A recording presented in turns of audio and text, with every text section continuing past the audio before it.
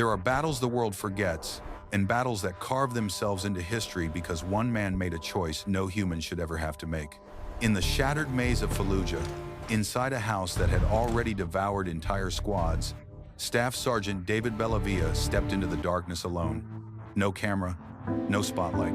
Just the weight of his brothers lives on his shoulders, and the knowledge that if he didn't go in, none of them would walk away.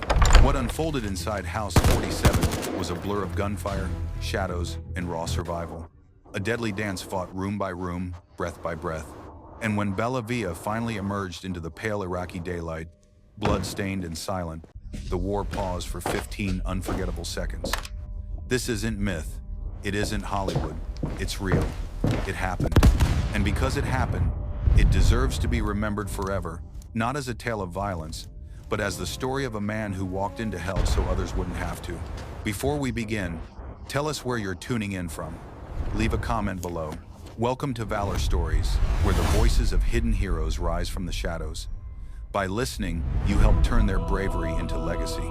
Fallujah in November 2004 was less a city and more a pressure chamber, its streets sealed with fear, and its buildings packed with the kind of stillness that foretells an explosion. Among the labyrinth of alleyways and shattered walls, one particular line on a military map became a quiet curse passed from squad to squad. Phase line Fran.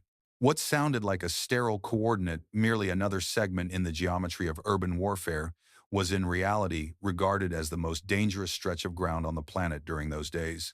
For 48 hours, across a mere 200 meters of cracked pavement and dust, 36 American soldiers had been killed or wounded. 200 meters, the distance of a slow walk or the width of a single city block. Yet every inch of it demanded a toll.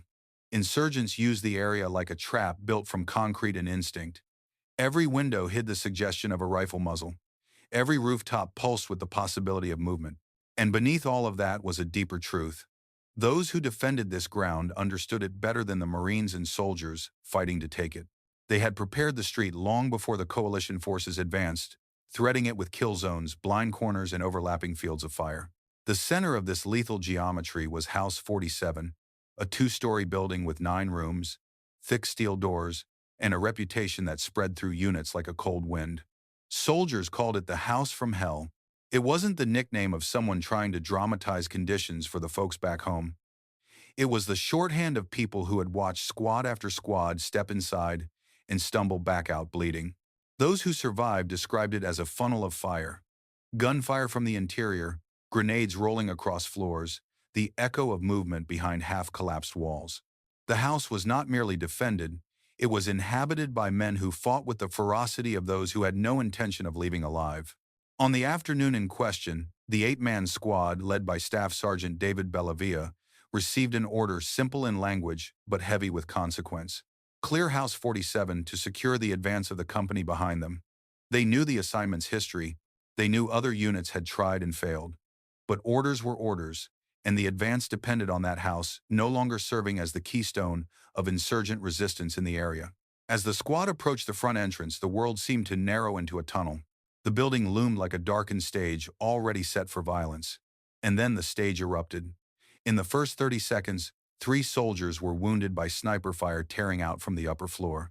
The shots were precise, almost clinical. The squad had barely made it to the doorway when the street turned predatory again, swallowing them in gunfire before they could even orient themselves. Chaos followed. The injured were dragged to cover behind a shattered exterior wall that served more as symbolic shelter than physical protection. Dust hung in the air like a gray curtain. Voices shouted over one another.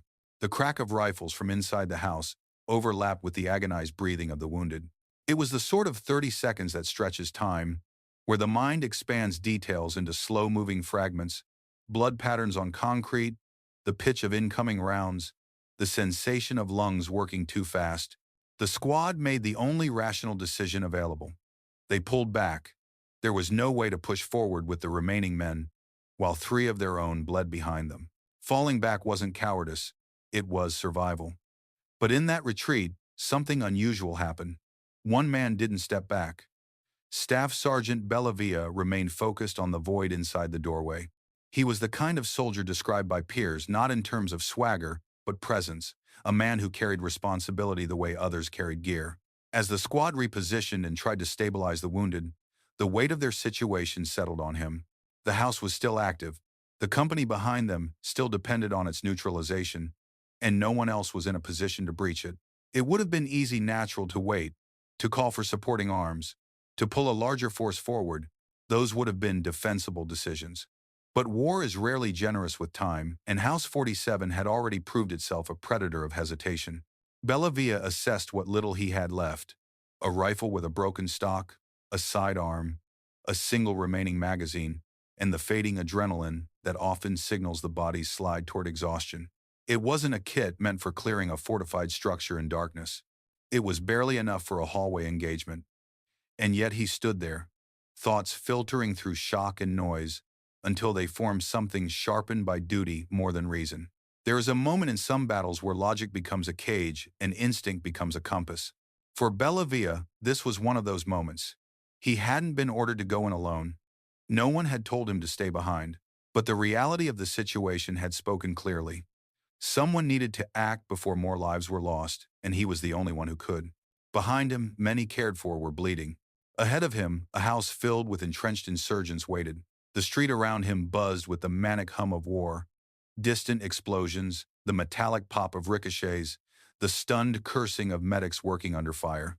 And between those two worlds, standing on a doorstep most squads feared to cross, Bellavia felt the decision crystallize. He would go in. Not because he expected victory, not because he sought heroism, but because on phase line, Fran, hesitation killed faster than bullets, and sometimes the only path forward was the one no one else was willing to take. He raised his radio, exhaled once, and spoke the words that would mark the beginning of one of the most intense individual engagements of the Iraq War. "I'm going back in alone. Cover the door."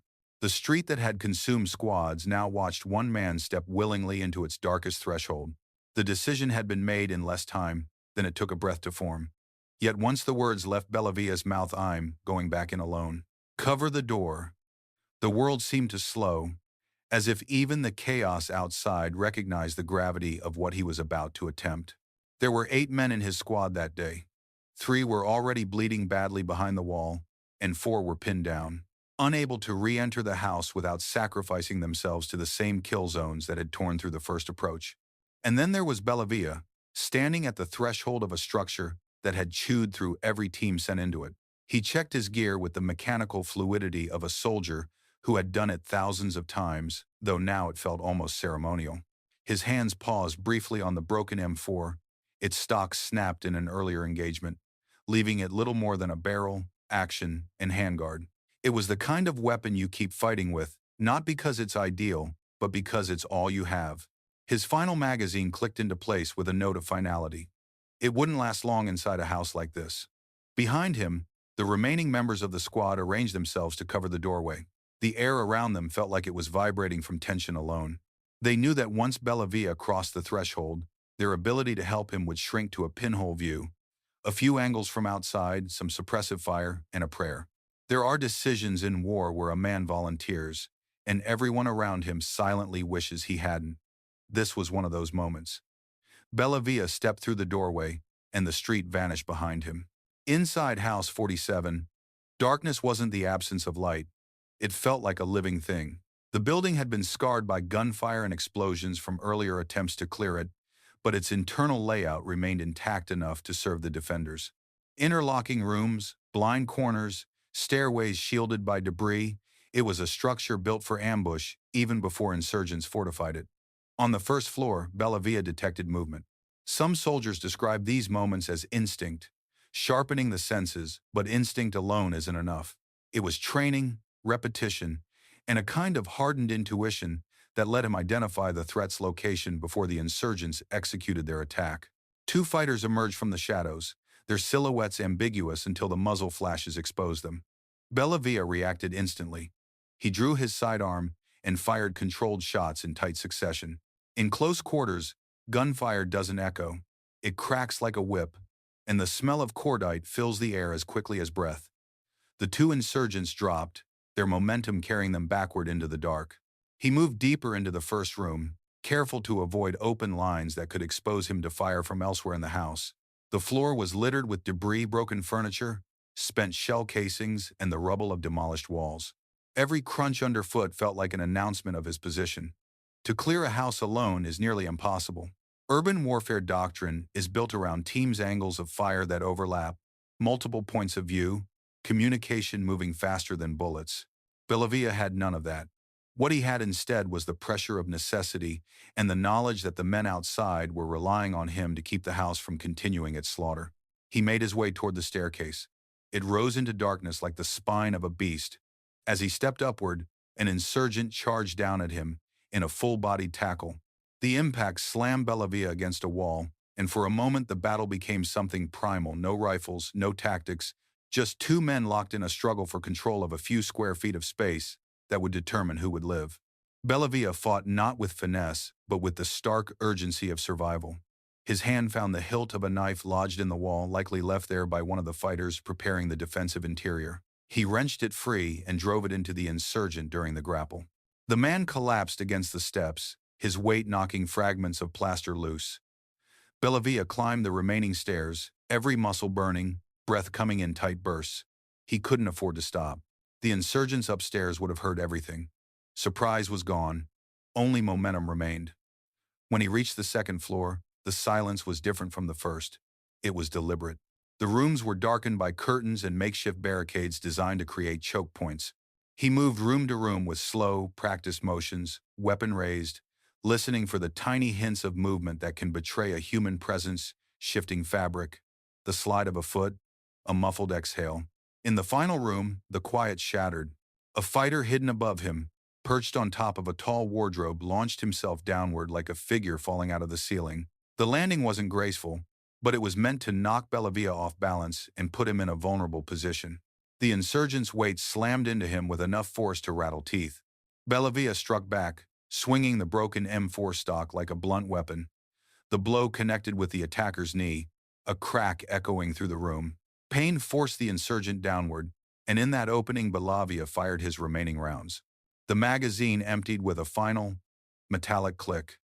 And then there was stillness. House 47 had gone quiet. Not the deceptive quiet of an ambush waiting to strike, but the heavy, complete silence that follows the last heartbeat in a fight. Bellavia took in the darkness, listening for any sign that someone else might still be alive inside. There was nothing, no footsteps, no whispered communication, no movements in the adjacent rooms. He brought the radio to his lips. His voice, ragged and thin, sounded like a man speaking from the bottom of a well. House clear. House is clear. I'm coming out. Tell my wife I love her.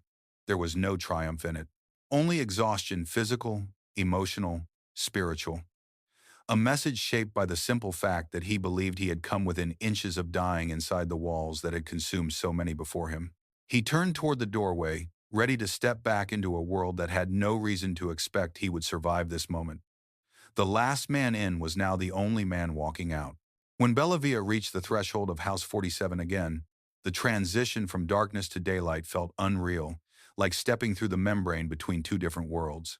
Inside had been a sealed chamber of violence, gunpowder thick in the air, shadows shifting with lethal intent, rooms echoing with the immediacy of survival.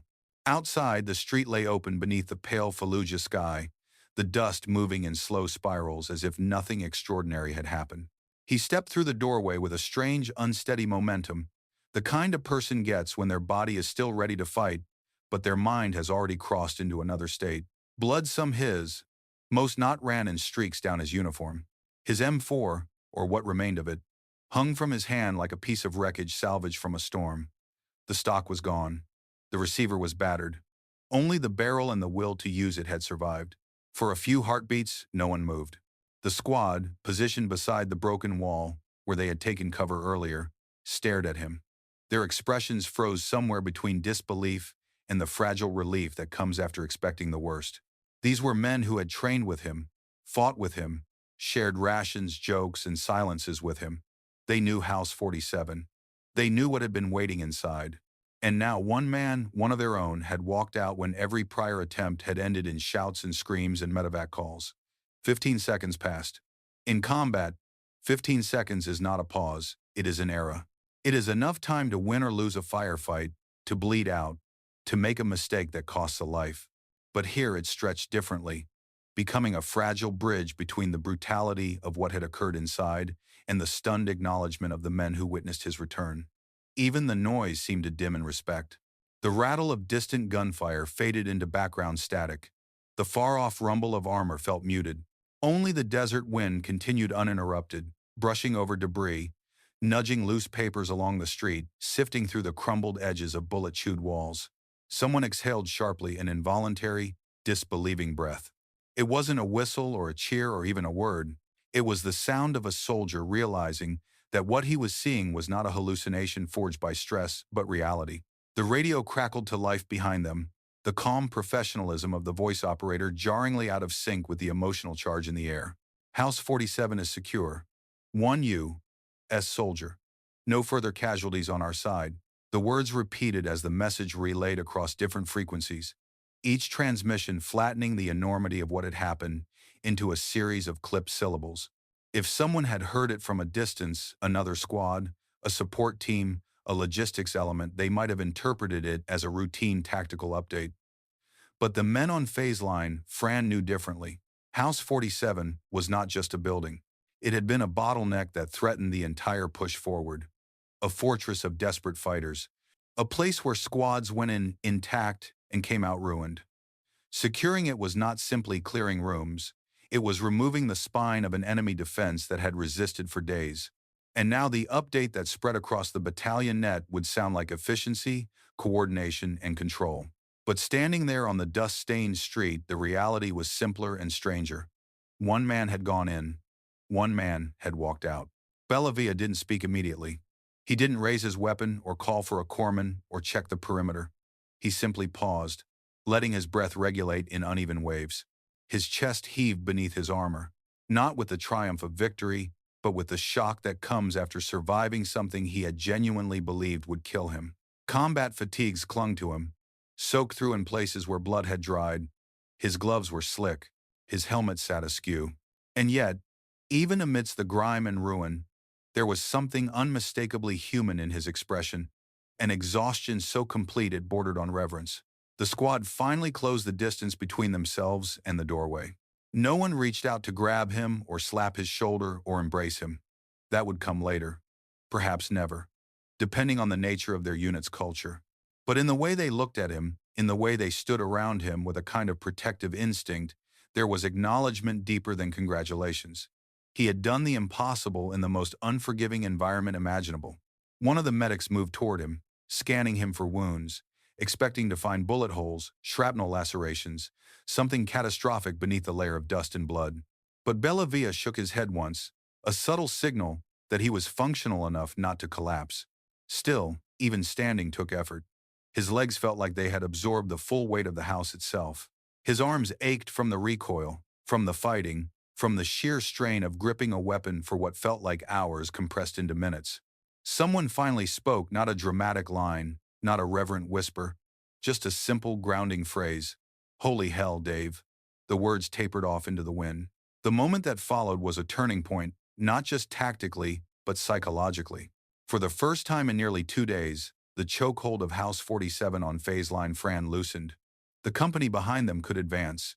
The street no longer belonged solely to insurgents who had controlled its shadows. The balance had shifted.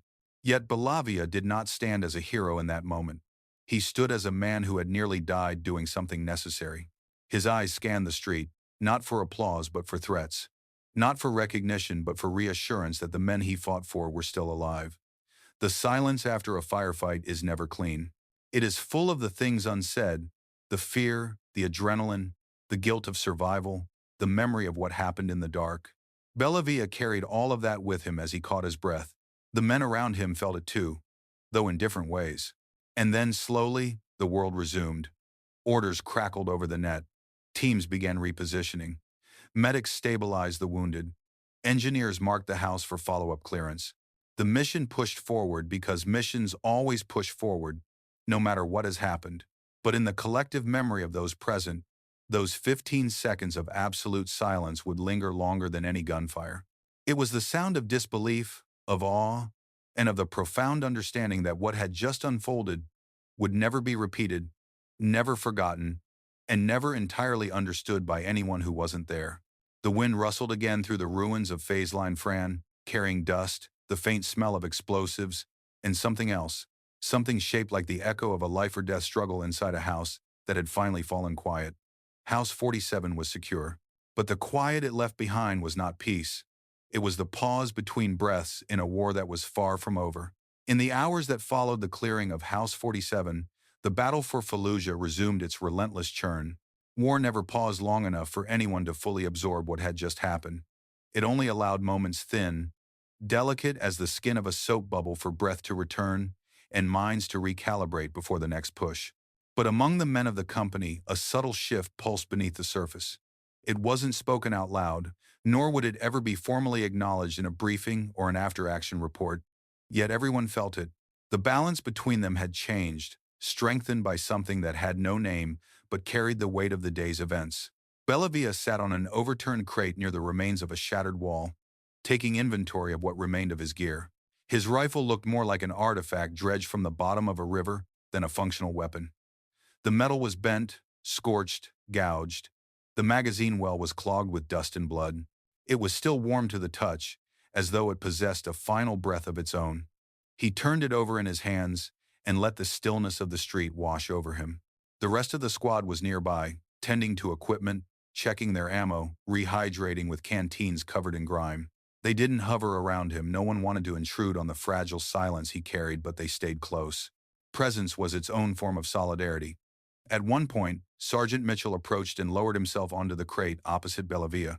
His movements were careful, deliberate, like a man rearranging furniture in a room where something sacred had occurred. "You good?" Mitchell asked. It wasn't just a medical question. It was a deeper inquiry, one soldier to another, about the kind of wounds that don't show up on X-rays. Bellavia nodded once. "Yeah." Mitchell didn't ask anything else. He didn't need to. For a moment they simply existed in the same slow current of time, listening to the distant crack of gunfire and the occasional thump of artillery. The war had resumed its rhythm, indifferent to their conversation. Across the street, Lopez was cleaning his weapon, but his gaze kept flickering toward Bellavia as if checking whether he was still physically present. The others did it too, those tiny, unspoken glances that soldiers share when they've nearly lost someone. No dramatic relief, no emotional outburst, just quiet reality. Someone who was expected to die hadn't. Eventually, the platoon commander arrived to gather details for the after-action report. He spoke with professionalism, but even he couldn't hide the undertone of astonishment. There's no military vocabulary prepared for describing what Bellavia had done in that house. Doctrine covers procedures, manuals cover tactics, history covers battles, but some moments fall between the pages too brutal to glorify, too personal to reduce to bullet points. When asked to recount the sequence of events, Bellavia did so plainly, without embellishment. His words were sharp, efficient, trimmed of emotion. He described each movement like a craftsman explaining a complicated hand tool technique. He didn't raise his voice or dramatize what happened. He didn't need to. The facts alone carried their own weight. The commander scribbled notes, but kept pausing, tapping the pencil against his chin, as though the story resisted translation into written form. When the interview ended, the officer placed a hand on Bellavia's shoulder firm, brief, respectful, and walked away without saying anything unnecessary. The squad drifted closer then, not with ceremony, but with the natural gravity of people who had stared down the same enemy and survived only because of one man's decision to go forward when others might have waited. There was no hero's welcome. These were not men inclined toward theatrics. Instead, there was a shared quiet, a communal grounding, as though the group needed to reassemble itself emotionally. Someone finally broke the silence. "Next time," said Peterson, "you let us go in first if you're planning on doing something insane like that." The comment hung in the air long enough for Bellavia to answer not with words, but with a faint, weary exhale that could almost be mistaken for a laugh. Peterson wasn't chastising him. He was telling him, in the strange language soldiers use, that they cared, that no one wanted to see him disappear into a dark room alone again. One by one, the others contributed their own brief remarks, little fragments of dry humor or subtle acknowledgments. None of them belittled the gravity of what had happened. These men had seen enough war to understand that heroism was not a fireworks show. It was a grim undertaking, driven by necessity and loyalty rather than bravado. As the sun dipped lower, casting the broken buildings of Fallujah into uneven shadows. Bellavia felt the weight of camaraderie more acutely than he had at any point during the firefight. Inside House 47, the fight had been raw survival, isolated, animalistic, stripped of all abstraction. But out here, in the company of those who had waited for him with fear they would never admit, the context of the battle shifted. He hadn't fought for medals. He hadn't fought for reports or recognition. He had fought because his brothers were out here waiting for the threat behind them to disappear. He had fought because someone had to. They understood that. He could see it in the way they positioned themselves, subtly forming a loose perimeter around him, as if to say, "We stand together now. Your burden is shared." Evening deepened. The city seemed to hold its breath, bracing for the next wave of violence. The squad prepared to move again. The mission would continue through the night, and no one pretended otherwise. Before they regrouped, Mitchell spoke again, his voice low but steady. "What you did in there, it changed things." Bellavia didn't ask what he meant. He didn't need to. The change wasn't about glory. It was about trust, forged in a place where trust is often shattered. For the rest of their deployment, the men would carry this event with them, not as a legend, not as a boast, but as a quiet truth. They had seen the limits of fear, courage, endurance, and the instinct to protect one another, all compressed into a series of impossible movements inside a house that should have claimed more lives. And though none of them said it directly, each man knew something else too. House 47 was no longer just a grid coordinate on a map. It was a memory etched into their shared history, a reminder of the cost of survival and the strange, unbreakable bond that had formed beneath its roof. In war, the aftermath often arrives quietly, almost politely, as though reluctant to intrude on the exhaustion of those who survived.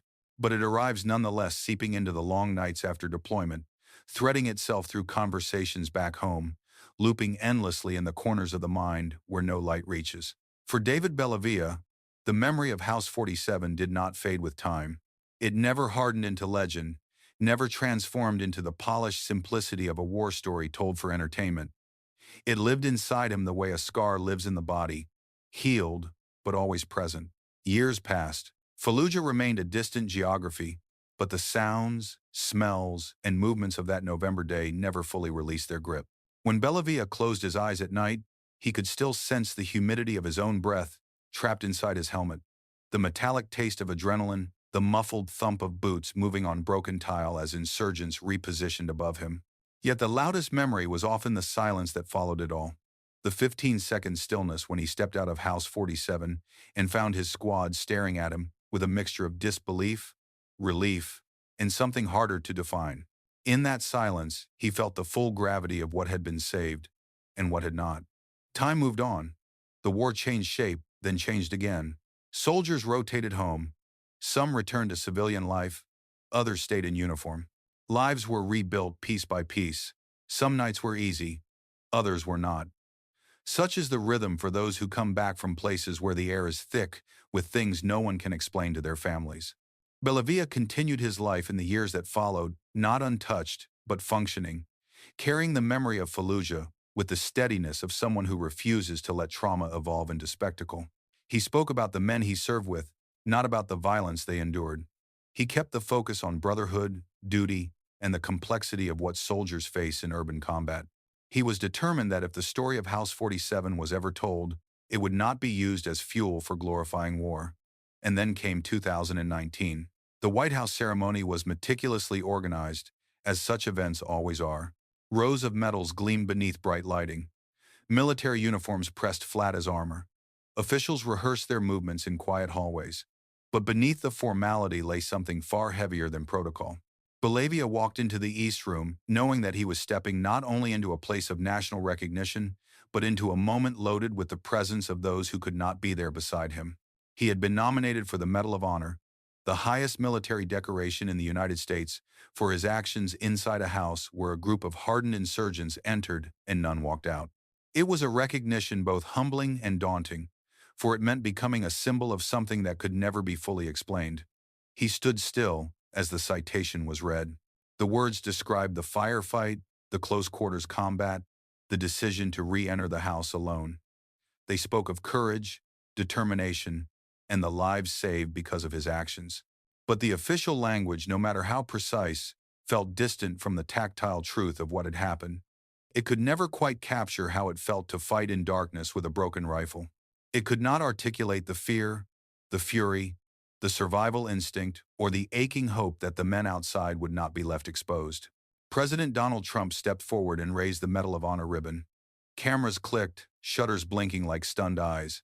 The blue ribbon settled around Bellavia's neck with a weight that was physical, but also deeply symbolic. Yet he did not smile. His expression held something quieter, heavier, an awareness that the medal did not belong solely to him. It represented a moment lived by 8 men, a moment where 3 were wounded in the first 30 seconds, a moment when the outcome could have been irrevocably different. When he finally spoke, his voice was steady, almost restrained, as if carrying the echoes of that long-ago silence outside House 47. This belongs to the 8 guys who couldn't be here today. There was no theatrical pause, no attempt to heighten the drama. The sentence simply existed, honest, unadorned, and more powerful for its simplicity. It was not self-effacement or modesty. It was truth. The ceremony concluded. Applause rose and fell. Reporters filed out. Dignitaries shook hands. But Bellavia lingered in the space between public recognition and private memory. For him, the medal was never about heroism, nor about the act itself. It was about responsibility, about remembering those who fought alongside him, about making sure that the story, the real story, was preserved with accuracy and dignity. He later returned home, and life resumed its steady pace. Interviews were given, podcasts recorded, books written, not to elevate himself, but to document the reality of urban combat and the bonds between soldiers who passed through fire together. He carried the attention with a kind of cautious discipline, ensuring that the narrative never strayed into sensationalism. And always, he insisted on one point above all others. We don't tell this story to celebrate war. We tell it so the men who fought there aren't forgotten. If memory holds any power, it is the power to ensure that no one disappears into the fog of history, that the names spoken in the quiet after a firefight remain alive in the world beyond the battlefield. The closing image of the story is not the violence inside House 47, nor the medal ceremony 14 years later. It is something smaller, quieter, more enduring. A radio crackling with the static of a past still within reach. A voice tired, raw, saying, "House 47 is secure. 1 U.S. soldier. No further casualties on our side." Then the wind of Fallujah moving through ruined streets. The war would go on, and end, and continue to echo. But the men who fought there, those who returned and those who did not, remain, fixed in the memory of the one soldier who walked out of that house carrying the weight of every brother he saved. And that is why the story is told. Not for glory, not for spectacle, but for remembrance.